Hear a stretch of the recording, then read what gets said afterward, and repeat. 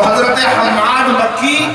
وہ فرماتے ہیں کہ میں قبرستان میں لیٹا ہوا تھا، جیسے ہی ہمیں تھوڑی سی نیند آئی تو ہم دیکھتے ہیں، کیونکہ ادھ جگہ انسان جانتے ہیں، آپ بھی سوتے ہیں ہم بھی سوتے ہیں، تو کبھی کبھی دیکھے گا کہ جسم سویا ہوا ہے آنکھ جگہ ہوا، یہ ہوتا ہے کہ نہیں ہوتا؟ اسی طرح وہ بتلا رہے ہیں کہ ہم جیسے ہی ہمیں نیند آئی ہے تو ہم دیکھتے ہیں کہ ہر ایک قبر سے لوگ پے در پے باہر نکل رہے ہیں، مطلب یہ کے بعد دیگر، ایک کے بعد دوسرے، دوسری کے بعد تیسرے، اسی طرح پورے قبرستان سے لوگ نکلنا چالو کر دیے ہیں۔ وہ فرماتے ہیں کہ میں نے سوال کیا، کیا قیامت قائم ہو گئی ہے؟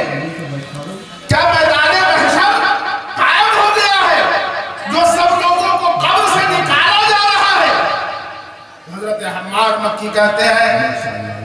کہ قبر سے نکلنے والے لوگوں نے مجھ سے کہا کہ نہیں، قیامت قائم نہیں ہوئی ہے، آج سے 1 سال قبل ایک انسان یہاں پر آیا تھا جس نے سورہ اخلاص یعنی قل هو اللہ احد پڑھ کر کے ہم لوگوں کے لیے ایثار ثواب کیا تھا، پروردگار عالم کی بارگاہ میں دعا کیا تھا کہ اے پروردگار عالم، یہ جو سورہ اخلاص ہے اور اس کی جو ثواب ہے، میں اس قبرستان میں جتنے لوگ لیٹے ہوئے ہیں سب کو نظر کرتا ہوں۔ تب سے لے کر آج تک 1 سال مکمل ہونے والا ہے، ہم پورے قبرستان کے لوگ مل کر کے اس سورہ اخلاص کے ثواب کو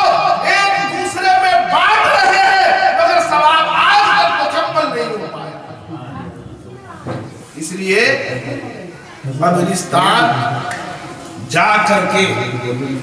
ہمیں جو صورت یاد ہے مرد حضرات کو،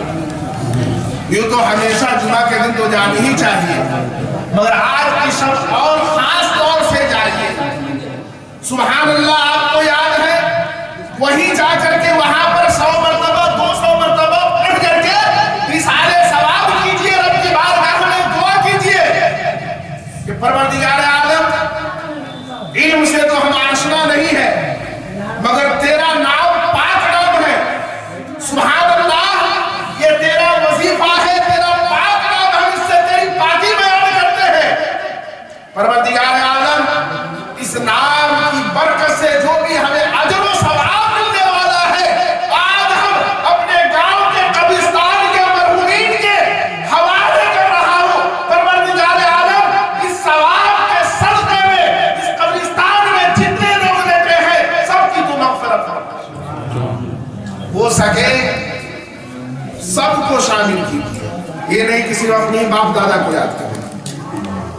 کہ ہمارے باپ کی بخشش فرما دے، ہمارے دادا کی بخشش فرما دے، ہمارے نانا کی بخشش فرما دے، نہیں، جمیع مومنین مومنات، مسلمین مسلمان، یعنی جتنے مرد و عورت مسلمان دنیا سے رخصت ہو چکے ہیں، مولا سب کی روح کو میں یہ ثواب نذر کرتا ہوں، تو سے عطا فرما، تب جا کر کے ہماری دعا قبول ہو۔ صرف باپ دادا کو یاد کرنے سے کام نہیں چلے جاتا ہے، اب پھر اس کے بعد جب سب کو بھیج دیجئے، پھر اس کے بعد کہ مولا جمیع مومنین مومنات مسلمین مسلمات کے صدقے میں ہمارے جتنے عزیز و اقارب دوست و احباب ہیں سب کو نظر خصوصی طور پر مولا تو اس کے بھی روح کو ثواب جو ہے پہنچائے، تب جا کر کے ہم کامیاب ہیں۔ اگر ہم اس کی جانب نہیں جا رہے ہیں اور آج کی رات بھی ہم کھیل کود میں گزار رہے ہیں تو سرکار اعلیٰ حضرت کے اس شعر کو یاد کیجئے کہ شہد دکھائے زہر ملائے، قاتل دنیا دائم شوہر کش، اس مردار پہ کیا لچانا، دنیا دیکھی بھالی ہے۔ یہ دنیا ہمیں فریب میں ڈالے ہوئی ہے، یہ دنیا کی حقیقت ایسے ہی ہے جیسے کوئی انسان ہمیں دھوکہ دینے کے لیے مٹھائی دے کر اپنے قریب بلاتا ہے۔ سرکار اعلیٰ حضرت نے کہا یہ دنیا ایسے ہی دھوکے باز ہے جیسے کوئی انسان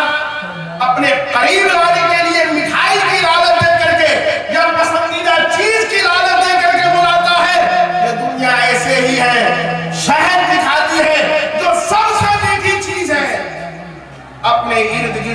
کر کے ہمیں فریب میں ڈال دیتی ہے۔ یہ قاتل ہے، قاتل ہے،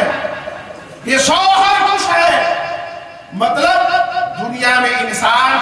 مرد سب سے زیادہ اگر محبت کرتا ہے تو اپنی بیوی سے کرتا ہے، یا بیوی سب سے زیادہ کسی سے محبت کرتی ہے تو اپنے شوہر سے کرتی ہے۔ مگر ایک دن ایسا بھی آتا ہے کہ وہ اپنے شوہر کو بھی جب بدماشی پر آ جاتے ہیں تو اپنے شوہر کو بھی چھوڑ دیتی ہے۔ یہ دنیا کا بھی ہے، اس دنیا کی بھی حقیقت یہی ہے کہ جس نے اس سے محبت کیا ہے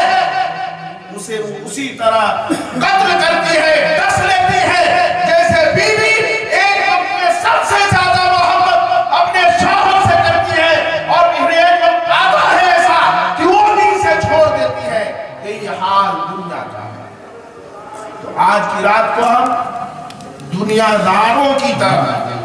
ٹائم ہمارے پیچھے لگی ہوئی ہے دنیا، اور پھر اس کے بعد دوسرے مصرے میں سرکار اعلیٰ حضرت نے کہا اس مردار میں کیا للچانا، دنیا دیکھی بھالی ہے۔ دنیا میں ہزاروں لوگ آئے ہیں، لاکھوں لوگ آئے ہیں، کروڑوں لوگ آئے ہیں، اولیاء کی جماعت آئی ہے، نبیوں کی جماعت آئی ہے، صالحین کی جماعت آئی ہے۔ ان لوگوں نے تو دنیا کو آزما کر کے ہمیں بتا دیا ہے، ہمیں دکھا دیا ہے کہ یہ دنیا کتنی دھوکے باز ہے، یہ دنیا کتنی فریبی ہے۔ یہ دنیا جس طرح فریب دینے والی ہے اسی طرح دنیا میں بسنے والے لوگ بھی فریب دینے والے ہیں۔ یہ دنیا دھوکے سے خالی نہیں ہے، ہر ایک قدم قدم پر دھوکے باز بیٹھا ہوا ہے۔ کب وہ ہم سے میٹھے لفظوں میں بات کرتا ہے اور کب وہ ہمیں دھوکہ دے دیتا ہے، ہم نہیں سمجھ پاتے ہیں۔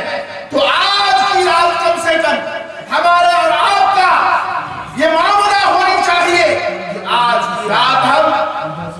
اپنے رب کو خصوصی طور پر یاد کریں، اور جہاں اپنے رب کو ہم یاد کرتے ہیں، ہم اپنے لیے یاد کر رہے ہیں، وہیں پر ہم اپنے مرحومین کے لیے بھی خوب خوب دعا کریں، خوب اِصالِ ثواب کریں۔ نفل نماز پڑھی ہے، ایک بات میں جو حقیقت ہے سیدھا بتا رہا ہوں، مگر کتنے لوگ ہیں جو نفل پڑھنے کے لیے جائیں گے وہ فرض پڑھے ہوں گے، یا ہمارے بزرگ علماء دین بیٹھے ہوں گے بدلا دے رہا، کوئی میٹھی لفظوں میں نہیں، آپ سے ہم کو کوئی کسی چیز کی لالچ نہیں ہے،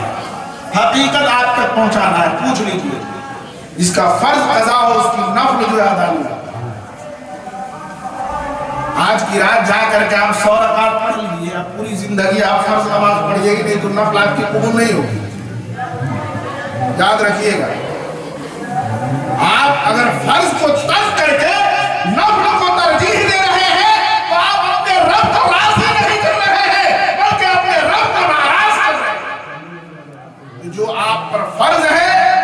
اسے آپ ادا نہیں کر رہے ہیں، اور جو نہیں کرنا ہے آپ چھوڑ دیں گے تو گناہگار بھی نہیں ہوں گے، اس کے پیچھے ہم بھاگ رہے ہیں۔ تو پہلے فرض پر توجہ دیجیے، اور قضائے عمری جو ہے نا یہ بھی یاد رکھیے، پورے عام مسجد میں پڑھنے کا حکم نہیں ہے، عیب کی بات ہے۔ اسی لیے فقہاء نے فرمایا ہے کہ اگر کسی کی نماز فرض اگر قضا ہو گئی ہے تو وہ چھپ کر کے پڑھے تاکہ اس مسلمان کا عیب ظاہر نہ ہو کہ یہ مسلمان ہو کر کے آج تک فرض نمازوں کو یہ چھوڑا، چھپ کر کے پڑھے۔ تو نفل سے پہلے فرض پر ہم ترجیح دیں، اور فرض کو ہم نہیں پڑھیں گے اور نفل کے پیچھے لگے رہیں گے تو یاد رکھیے اللہ ہے وہ اپنے بندوں کو کس ادا کو پسند کرتا ہے وہ کوئی نہیں جانتا ہے، مگر مسئلہ بھی حقیقت ہے، بلکہ نہیں مولوی آپ کو مسئلہ ہی بتائے گا، اس لیے فرض پر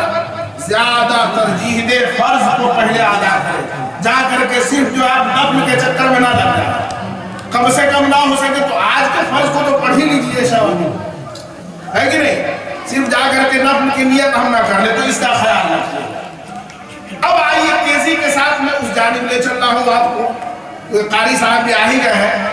اور میرا بھی وقت مکمل ہونے والا ہے۔ میں نے جس آیت مبارکہ کی تلاوت کی ہے، اتنی بات بتانے کے بعد میں اس آیت کا نچوڑ آپ کو بتلاتا ہوں کہ اگر ہم اسی طرح اپنی زندگی کو بھول بھلائیے میں پھنسائے رکھیں اور کھیل کود میں لگائے رکھیں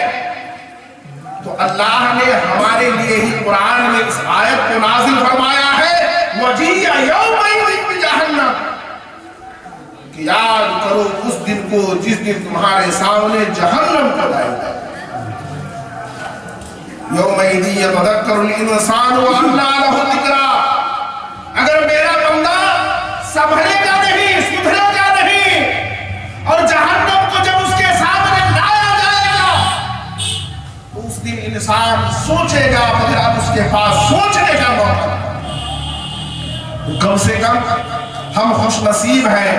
کہ یہ مبارک راتیں ہمارے حصے میں آئی ہیں کہ آج کی رات ہم توبہ کریں، استغفار کر کے اس جہنم سے بچ جائے جس جہنم کا ذکر پروردگار عالم نے قرآن میں فرمایا ہے کہ میرے بندے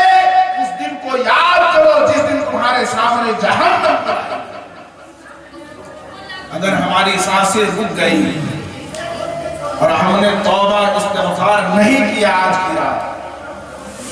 پھر آنے والا شب برات یا کوئی مبارک رات جو اللہ رب العزت نے چند راتیں ہمارے حصے میں عطا کی ہے، اور آپ آتی ہے نہیں، ہم میں سے کون جانتا ہے؟ تو جو ہے اس کو غنیمت سمجھیں اور اس میں استغفار کرے، توبہ کرے. اور یاد رکھیے کچھ لوگ وہ ہیں جس کی توبہ کو بھی پروردگار عالم آج کی رات میں قبول نہیں فرماتا ہے. امام صاحب کو سرسری صاحب کو بتا کر کے چلے گئے.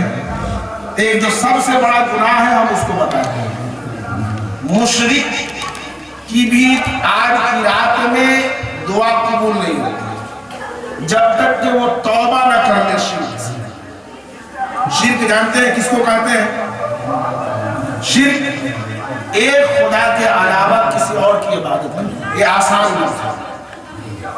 جیسے کہ